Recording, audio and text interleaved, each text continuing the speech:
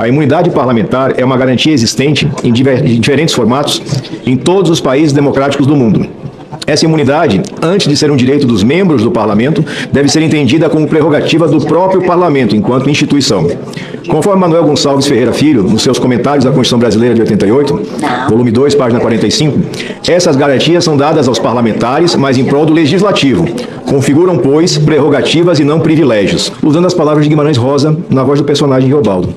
O correr da vida embrulha tudo. A vida é assim, ela esquenta e esfria, aperta e daí afrouxa, sossega e depois desinquieta. O que a vida quer da gente é coragem. Vossa Excelência teve a coragem cívica de pautar com a urgência devida essa matéria absurda. E eu confio que o plenário da comissão também terá coragem de rejeitar a PEC da blindagem, virando essa página triste do nosso legislativo e homenageando a nítida vontade popular brasileira que clama por mais justiça. É como voto, senhor presidente. Senhor presidente, eu quero aqui fazer um agradecimento aos meus pais. O meu pai, motorista de ônibus, minha mãe semi-alfabetizada, me deram educação. Eu estou falando isso porque quando eu vejo o parlamentar defendendo imunidade parlamentar para quem pratica crime, a liberdade de expressão ela não pode ser utilizada para a prática de crime. É simples assim. Se a Câmara dos Deputados, o Conselho de Ética e o Conselho de Ética desse Senado fosse altivo quando um parlamentar chama qualquer que seja de ladrão, aí sim nós não precisaríamos. Agora, qual o nexo causal entre eu proferir uma palavra dessa, ofendendo uma outra pessoa, praticando crime? Porque os crimes contra a honra estão lá. No artigo 139, calúnia, no artigo 138, calúnia, 139, difamação e 140. Então eu volto a falar, graças a Deus meu pai, motorista de ônibus, me deu educação, porque eu jamais, vocês ouviram, os meus colegas ouviram eu proferindo qualquer palavra para atacar, para praticar crime. Então isso eu tenho aqui essa ressalva. Essa PEC tem que ser sepultada de uma vez por todas. E eu faço um apelo para que seja uma votação por aclamação e unanimidade, para sequer caber recurso para ir para o plenário. Isso foi um escárnio com a população brasileira. Houve uma verdadeira mobilização nacional imediatamente após a votação da Câmara dos Deputados. E aí, a partir de então, o Brasil, em todos os cantos desse país, acabou fazendo vários atos, não é, que ocorreu precisamente no último domingo. E Vossa Excelência, já num primeiro momento, manifestou ser contrário à PEC. A posição de Vossa Excelência como presidente dessa comissão, acabou criando uma força muito grande no sentido do resultado que nós estamos acompanhando hoje aqui, que claramente nós teremos aí o sepultamento desta PEC. Eu sinto que há um caminho de consenso no dia de hoje da gente enterrar essa PEC que eu diria, poderíamos cravar aqui o título de PEC da bandidagem, porque ela favorece o cometimento de crimes e cria no Congresso Nacional um ambiente para proteger praticantes de diversos tipos de crimes. Nós estamos vendo uma operação que foi feita pela Receita Federal que abrange segmentos diversos da sociedade, como setor financeiro, setor empresas comerciais que comercializam combustíveis e denúncias contra presidentes de partidos, uma série de questões gravíssimas.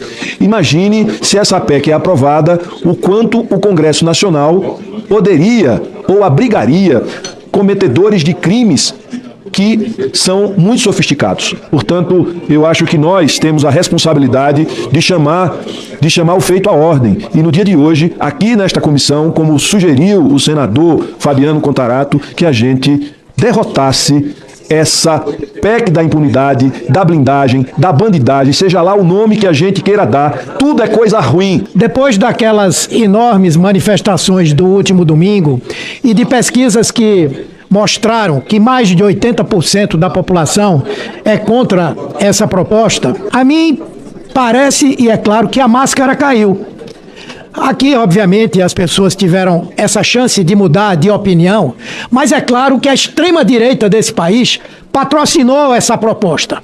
E eu digo que a máscara caiu porque o discurso da extrema-direita, ao longo desses últimos anos, foi o discurso que hoje se mostra a hipocrisia. Contra o sistema, contra a corrupção, contra os privilégios e sempre a recusa de discutir os temas de grande interesse da população, como agora, o imposto de renda, a isenção. Parabéns, senador Renan Calheiros, a Câmara está lá enrolando a proposta que foi mandada pelo governo, temos que votar aqui a proposta que Vossa Excelência relata, não se preocupam com nada que diga respeito à vida da população brasileira. e respaldaram essa proposta que cria no Brasil cidadãos de primeira categoria. Disse muito bem aqui o senador Contarato, lembrando que a Constituição brasileira diz que todos são iguais perante a lei. E essa proposta, se aprovada, criaria cidadãos de primeira categoria, que seríamos nós e o restante da população, que muitas vezes não tem direito nem ao processo legal. Na periferia, os negros, as mulheres, os LGBTs, que são muitas vezes assassinados sem a possibilidade de sequer ter direito a responder a um processo. O que se pretendia com isso era que houvesse uma licença prévia para que alguém fosse processado. Era a criação de uma proteção mútua para os parlamentares, apostando no corporativismo. E coisas absolutas, absurdas. Por exemplo, até mesmo a prisão em flagrante por crimes inafiançáveis, teriam que ter uma licença prévia para que o parlamentar pudesse ter a consecução daquela prisão em flagrante. E a extrema-direita concordou e defendeu isso. Agora não está com coragem de votar, mas defendeu isso, votou e comemorou. Até Pai Nosso rezaram lá na Câmara dos Deputados. Então, a máscara efetivamente caiu e nós precisamos enterrar. A posição dos colegas parlamentares, colegas deputados, é lamentável de todos os pontos de vista e de quaisquer partidos que tenham sido todos que votaram favorável a essa PEC.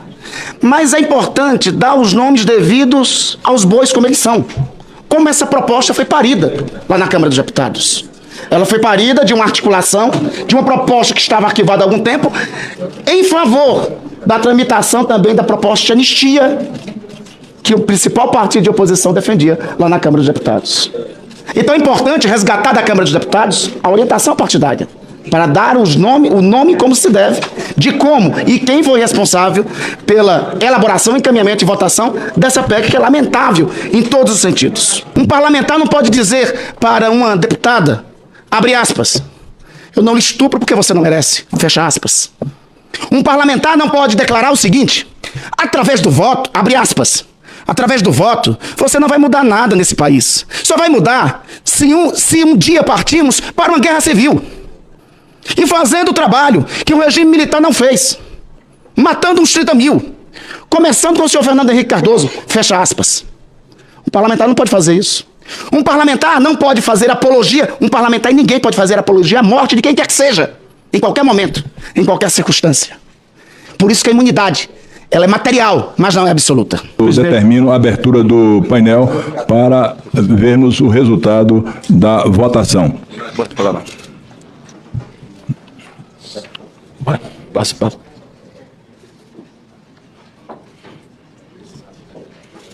Aprovada por unanimidade a proposta, o relatório do senador Alessandro Vieira, 26 votos favoráveis, nenhum voto contra.